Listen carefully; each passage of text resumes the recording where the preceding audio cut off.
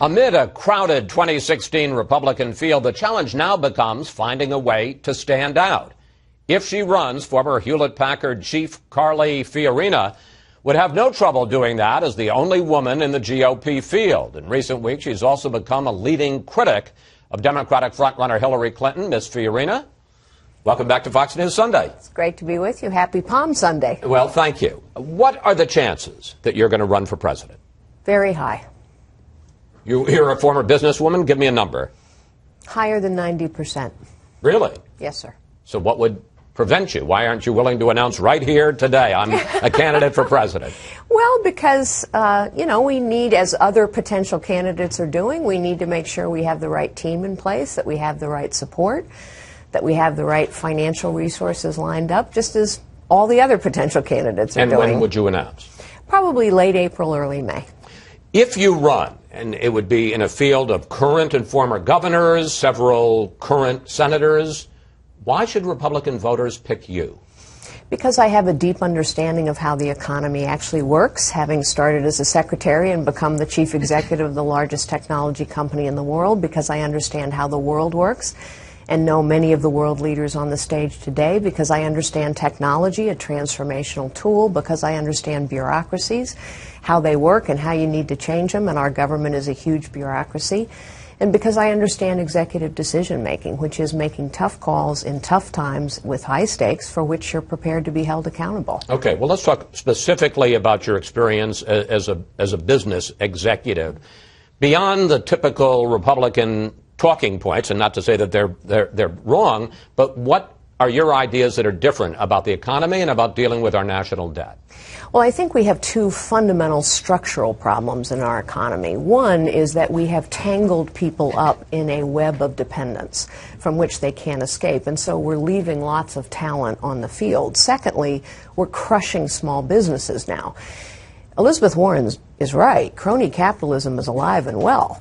Big business and big government go hand in hand, but for the first time in U.S. history now, we are destroying more businesses than we are creating. And so while we have 10 banks too big to fail, now have become 5 banks too big to fail, 3,000 community banks have gone out of business, and that's where family-owned and small businesses get their chance. That's important because small businesses create 2/3 of the new jobs and employ half the people. So if we want Main Street and the middle class going and growing again, we've got to get small and family-owned businesses going and growing again.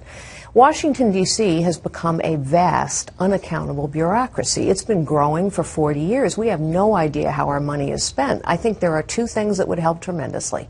One, zero-based budgeting. So we actually know where the money is spent, and we're talking about the whole budget, not just the rate of increase. And two, pay for performance in our civil service. We have, how many Inspector General reports do we need to read that say, you can watch porn all day long and get paid exactly the same way as somebody who's trying to do their job?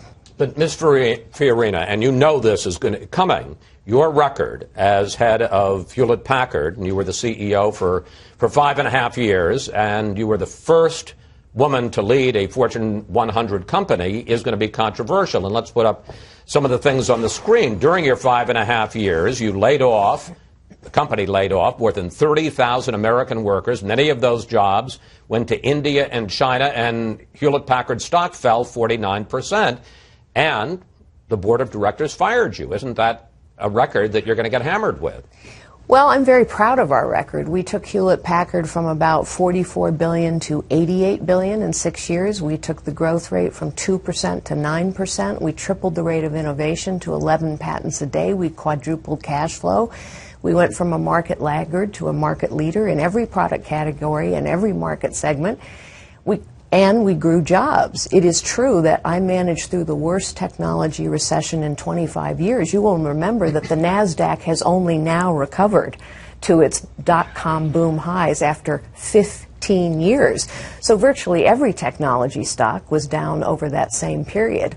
And while it's true that in a technology recession we had to lay people off, many of those people were also in Europe and elsewhere, and the truth is we outsourced more California jobs to Texas than we did to India or China, demonstrating we have to compete for every job. But you know what's going to happen if you were the nominee.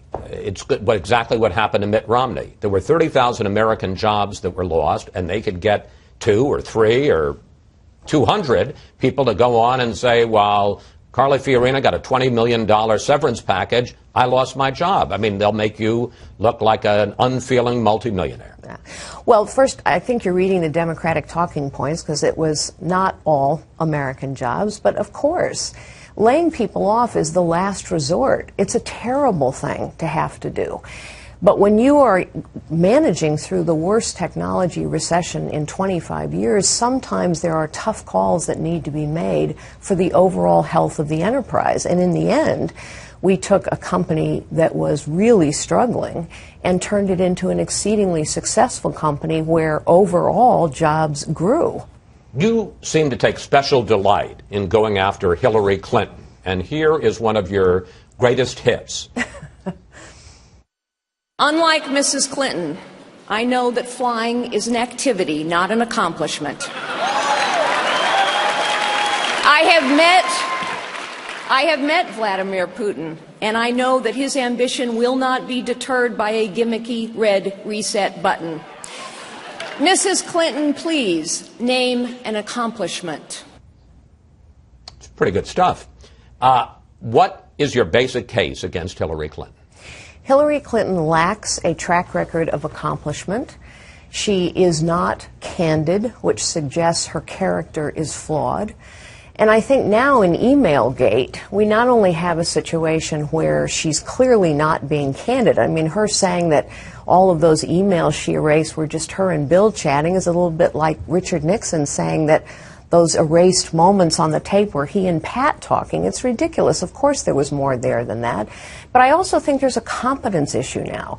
Anyone in 2015 to say you can't have 2 email accounts on a single device obviously doesn't understand technology. When she talks about we had Secret Service agents guarding our server, for heaven's sakes, we're not concerned about the server being stolen.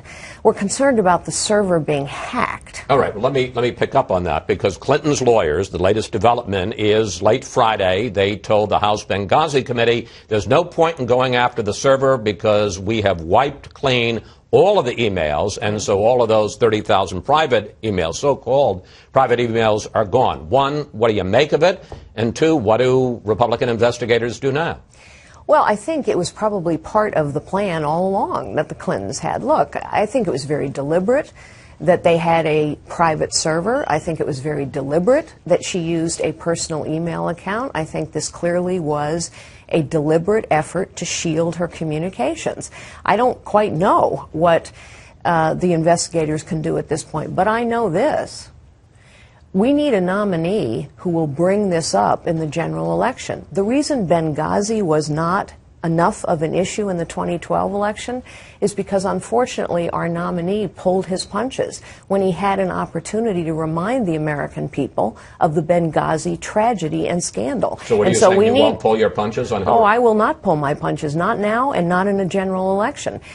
Some people have suggested, and even as I ask it, I realize that it sounds sexist, that you're really running to be the running mate, that you would be the person to lead the attack against Hillary Clinton. It would be easier for you as a woman attacking another woman, and that you would, in a sense, neutralize the vulnerabilities the Republican Party has with women. Well, you know, I come from a world outside of politics where track record and accomplishments count. Words don't. If I run for president, it's because I can win the job, and it's because I can do the job.